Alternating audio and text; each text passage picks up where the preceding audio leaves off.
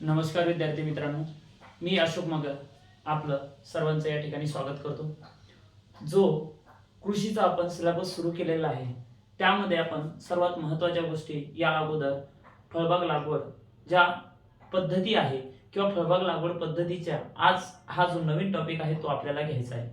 मग फळबाग लागवड कोणत्या हवामानी विभागामध्ये केली जाते, कशा आता हवामान झाल्याच्या नंतर आपल्याला त्या ठिकाणी पद्धत पाहिजे आहे, मग त्यानंतर पाणी देण्याच्या पद्धती आहे, असा वेगवेगळा भाग त्या ठिकाणी पाहायचा आहे. जर व्हिडिओ त्या ठिकाणी आपल्याला शिकवण्याला सुरुवात करण्या अगोदर जर व्हिडिओ आवडला तर लाईक शेअर आणि सबस्क्राईब करायला विसरायचं नाही. आणि मित्रांनो, या ठिकाणी आपल्या या चॅनलवरती या ठिकाणी मराठीची जी सिरीज चालू झालेली आहे, म्हणजे संपूर्ण मराठी व्याकरण अगदी मोफत या ठिकाणी आपण आपल्या YouTube चॅनलवरती घेणार आहे. याचा टायमिंग असणार आहे रात्री ठीक 9 वाजता. आपण ऑनलाईन स्वरूपामध्ये हा सर्व सिलेबस मित्रांनो या ठिकाणी आपण घेणार आहे, बरोबर आहे. मग आज जो टॉपिक मी घेऊन आलेलो आहे तुमच्यासाठी तो टॉपिक कोणता आहे? फळबाग लागवड योजना. मग फळबाग लागवड योजना कशी आहे, फळबाग लागवड योजना केव्हाची आहे, तर ती आहे 1990. मी तुम्हाला अगोदरच सांगितलं, बरोबर आहे. फळबाग लागवड योजना 1990 आहे, पण आपल्याला फळबाग लागवड पद्धत आज या ठिकाणी पाहिजे आहे. मग फळबाग लागवड योजनेच्या ज्या पद्धती आहे ह्या वेगवेगळ्या पद्धती आहे. मग त्यामध्ये चौकोन पद्धत आहे, आयात पद्धत आहे, बरोबर आहे, कंटूर पद्धत आहे, त्रिकोणी पद्धत आहे, षटकोनी पद्धत आहे. मग ह्या सर्व ज्या पद्धती आहे ह्या फळबाग लागवड करण्यासाठी आपल्याला वापरल्या जातात. मग याच्या वरती आपल्याला कशा प्रकारचा प्रश्न तयार होतो मित्रांनो, तो तुम्हाला या ठिकाणी मी सांगणार आहे.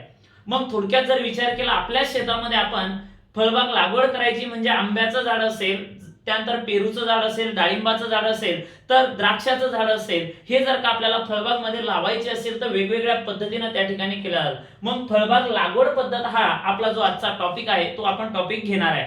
मग फळबाग लागवड मध्ये सर्वात महत्वाची जर का मित्रांनो पहिली पद्धत जर का विचारली कोणती आहे, तर फळबाग लागवडीची पहिली पद्धत मित्रांनो या ठिकाणी आहे, तिचं नाव आहे चौकोन.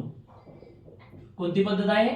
चौकोन पद्धतीने आपल्याला फळबाग काय केली जात असते, तर लागवड केली जाते. आता याच पद्धतीने एक घटक ध्यानात ठेवायचा मित्रांनो, जी चौकोन पद्धत आहे हिलाच आपल्याला काय चौकोन पद्धत आहे हिलाच आपल्याला चौरस पद्धत असे सुद्धा म्हणता येते, बरोबर आहे.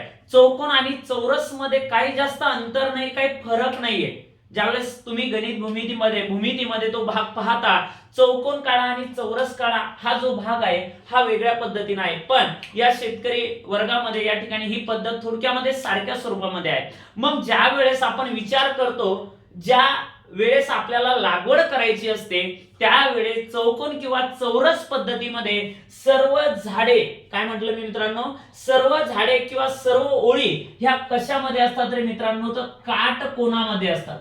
कशामध्ये असतात?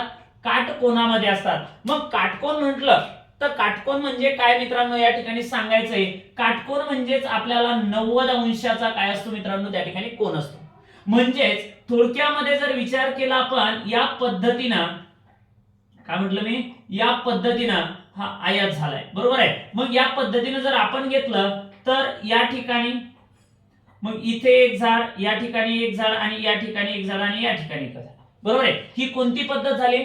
चौकोन किंवा चौरस पद्धत झाली. मग अशा पद्धतीने आपल्याला कोणत्या कोणत्या फळबागाची लागवड करता येते रे मित्रांनो, तर त्या ठिकाणी पहिलं फळझाड आहे आपलं आंबा, बरोबर आहे. मग आंबा झाल्याच्या नंतर या ठिकाणी आपल्याला दुसरं फळझाड घेतलं जातं, या ठिकाणी नारळ.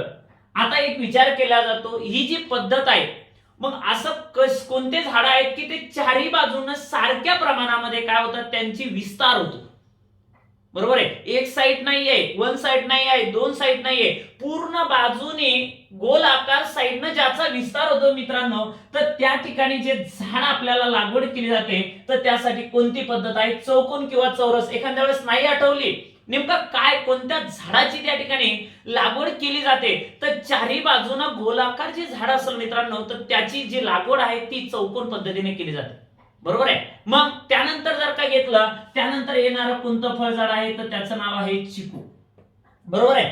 चिकू झाल्याच्या नंतर मित्रांनो या ठिकाणी कोणतं फळझाड आहे तर त्याचं नाव आहे संत्री, बरोबर आहे. संत्री झाल्याच्या नंतर त्यानंतरचं येणारं जे आहे त्याचं नाव आहे मोसंबी. मग अशा प्रकारचे जे फळझाड आहे यांची लागवड ही कोणत्या पद्धतीने होते, चौकोन किंवा चौरस पद्धतीने त्या ठिकाणी आपल्याला लागवड करता येते. आता दुसरं जे पीक आहे ते पद्धत आहे, ती पद्धत कोणती मित्रांनो, तर ती पद्धत आहे आपली त्रिकोण पद्धत.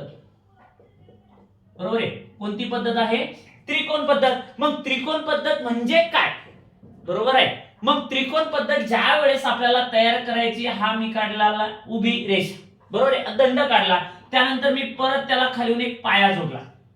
मग पाया जोडल्याच्या नंतर मी परत अशा पद्धतीने एक रेषा काढली. हा काय झाला रे भाऊ, आपला काटकोन त्रिकोण झाला.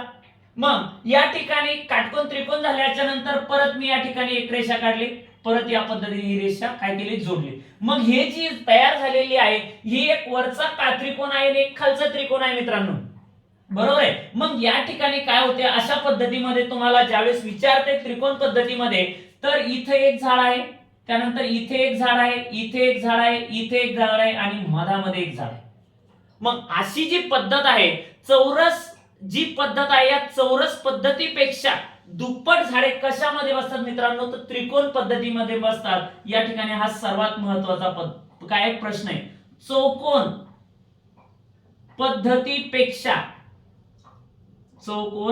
पद्धतीपेक्षा कसे झाडे बसतात, तर दुप्पट झाडे या ठिकाणी बसतात. हा प्रश्न लक्षात ठेवायचा मित्रांनो. मग जी चौरस पद्धत आहे, चौरस पद्धतीची लागवड केल्याच्या नंतर मधोमध जे झाड घेतलं जातं मित्रांनो, तर ते कोणत्या पद्धतीमध्ये येते, तर त्रिकोण पद्धतीमध्ये येते. नंतरची पद्धत आपल्याला पाहायची मित्रांनो, या ठिकाणी तिसरी पद्धत आहे आपली. तिसरी पद्धत कोणती आहे, तर ती आहे आयात पद्धत. आता ही सर्वात महत्वाची पद्धत आहे. कोणती पद्धत आहे मित्रांनो, आयात पद्धत आहे. मग आयात पद्धत जी आहे, आयात पद्धत कोणत्या पिकासाठी उपयुक्त आहे. आता आयाताच्या समोरासमोरील बाजू कशा असतात, तर सारख्या असतात. म्हणजे या पद्धतीने आपल्याला काय केलं जातो, तर आयाताचे त्या ठिकाणी आपल्याला गोष्टी सांगितल्या जातात. म्हणजे हा मूळ काय घेतला आपण, ह्या दोन्ही गोष्टी घेतल्या. मग या ठिकाणी जर आपण बघितलं तर इथे एक झाडाची लागवड केली, इथे एक झाडाची केली, इथे एक आहे, इथे काय, इथे काय, इथे काय, हिला कोणती पद्धत म्हणतात मित्रांनो, तर आयात पद्धत म्हटलं जातं. मग आयात पद्धत आपल्याला सर्वात महत्वाचं पीक आहे, त्याचं नाव आहे द्राक्ष. द्राक्ष या पिकासाठी, फळबागासाठी आपल्याला कोणती पद्धत वापरतात, तर आयात पद्धत त्या ठिकाणी वापरली जाते. आता परत एक प्रश्न अशा स्वरूपाचा विचारला जातो मित्रांनो पेपरला आपल्याला, की जी त्रिकोणी पद्धत आहे किंवा त्रिकोण पद्धत आहे, याला सुद्धा किंकस पद्धत असे म्हणतात. काय म्हटलं जातं, किंकस पद्धत असे म्हणतात. त्यानंतरची आपल्याला पाचवी पद्धत जर विचारली मित्रांनो, पाचवी पद्धत आपल्याला या ठिकाणी पाहायची आहे. त्या पाचव्या पद्धतीचं नाव जर विचारलं मित्रांनो, तर ती आहे षटकोन पद्धत. कोणती पद्धत, षटकोन पद्धतीने त्या ठिकाणी आपल्या लागवड केली जाते. आता कंपॅरिझन केलेला या चौरस किंवा या चौकोन पद्धतीचंच.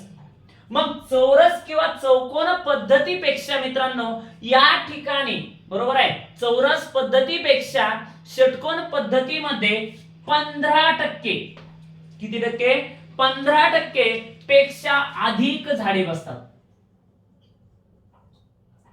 अधिक झाडे बसतात, बरोबर आहे मित्रांनो.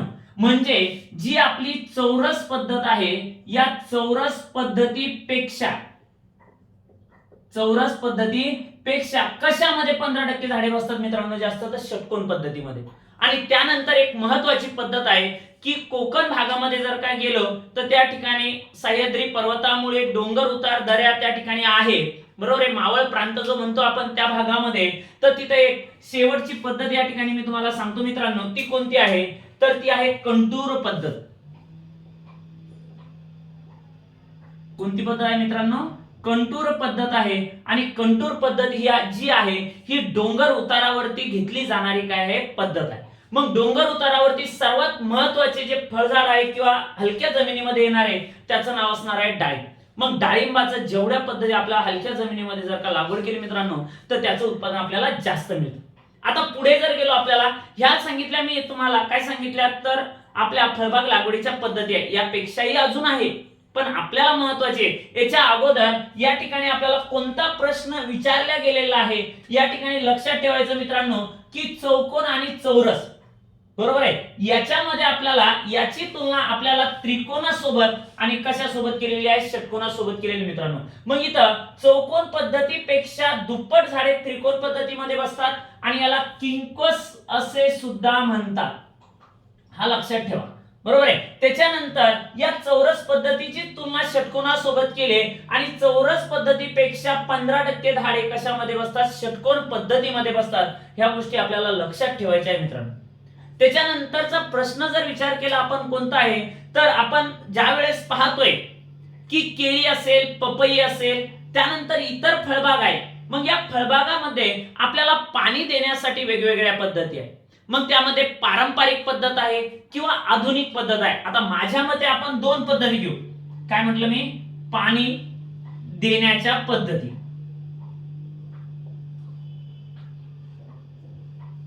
कोणत्या आहे मित्रांनो, पाणी देण्याच्या पद्धती. मग पाणी देण्याच्या पद्धती जर विचारल्या आपल्याला, तर पाणी देण्याच्या दोन पद्धती. मग एक कोणती आहे, तर तिचं नाव आहे पारंपरिक, आणि दुसरी पद्धत जर का म्हटलं तर तिला म्हणतो आपण आधुनिक.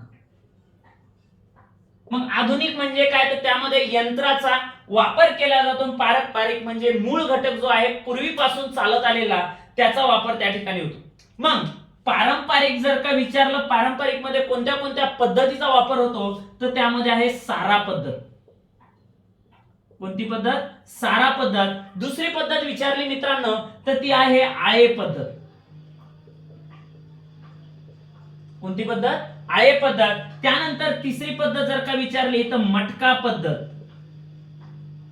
कोणती आहे मित्रांनो, मटका पद्धत. पहा, सारा पद्धत आहे, आळे पद्धत आहे, मटका पद्धत आहे आणि त्यानंतर आहे सरी वरंबा. कोणती पद्धत, सरी वरंबा पद्धत. मग ह्या पारंपरिक पद्धती आहे. त्यानंतर आधुनिक पद्धतीमध्ये जर गेले मित्रांनो, तर पहिलीच पद्धत आपल्याला घ्यायची आहे तुषार सिंचन.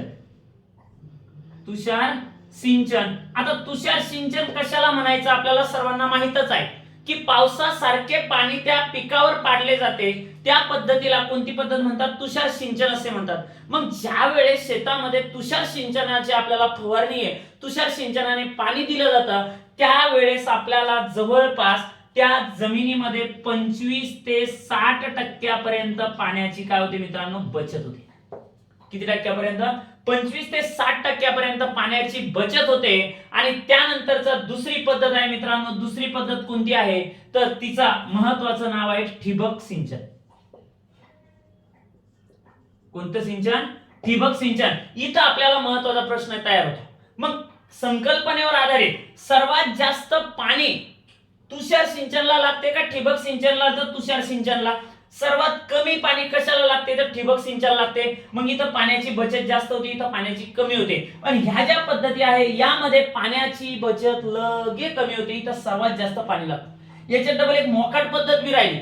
बरोबर आहे. आता ते मोकळं शेतामध्ये रान जसं जिकडं पाणी जाईल तिकडं वाढ दिसत तिकडं पाणी जात राहतं. बरोबर आहे. मग ही पद्धत सुद्धा आपल्या शेतकरी बांधव या ठिकाणी वापरत असतात. मग दुसरी पद्धत आहे सिंचन, ठिबक सिंचन पद्धत. मग यामध्ये आपल्याला 50 ते 70% काय होती, बचत पाण्याची होती.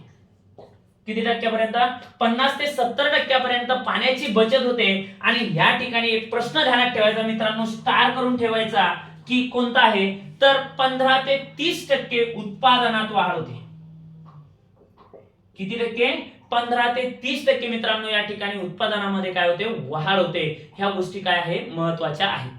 त्यानंतर आपल्याला समोरचा जो भाग आपण या नंतरच्या लेक्चर मध्ये पाहणार आहे तो कोणता आहे, तर ज्या वेळेस आपण झाड आहे, फळबाग आहे, या फळबागाला छाटणी करतो, वळण देतो. मग त्या वळण देण्याच्या पद्धती कोणत्या कोणत्या आहेत, त्या कोणत्या पिकात घेतल्या जातात, ह्या घटक आपण या ठिकाणी पाहणार आहे. मग आजचा जो टॉपिक आपण घेतला यामध्ये आपल्याला एक प्रश्न महत्वाचा आहे. मग या टॉपिक वरती आपल्याला एक प्रश्न 100% विचारला जातो मित्रांनो, कारण हा जो टॉपिक आहे या ठिकाणी षटकोन मधला आणि दुसरा आहे त्रिकोणी मधला, या दोन घटकावरती आपल्याला प्रश्न तयार होतो. 100% सांगतो मित्रांनो की इथं कन्फ्युजन होते. त्यामुळे लक्षात ठेवा, कंटूर पद्धत जी आहे, कंटूर पद्धत या ठिकाणी डोंगर उतारावर जमिनीवरती डोंगर उताराच्या जमिनीवरती कोणती पद्धत वापरतात तर कंटूर पद्धत वापरतात। जर व्हिडिओ आवडला तर लाईक शेअर आणि सबस्क्राईब करायला विसरायचं नाही। मी या ठिकाणी सर्वांची रजा घेतो।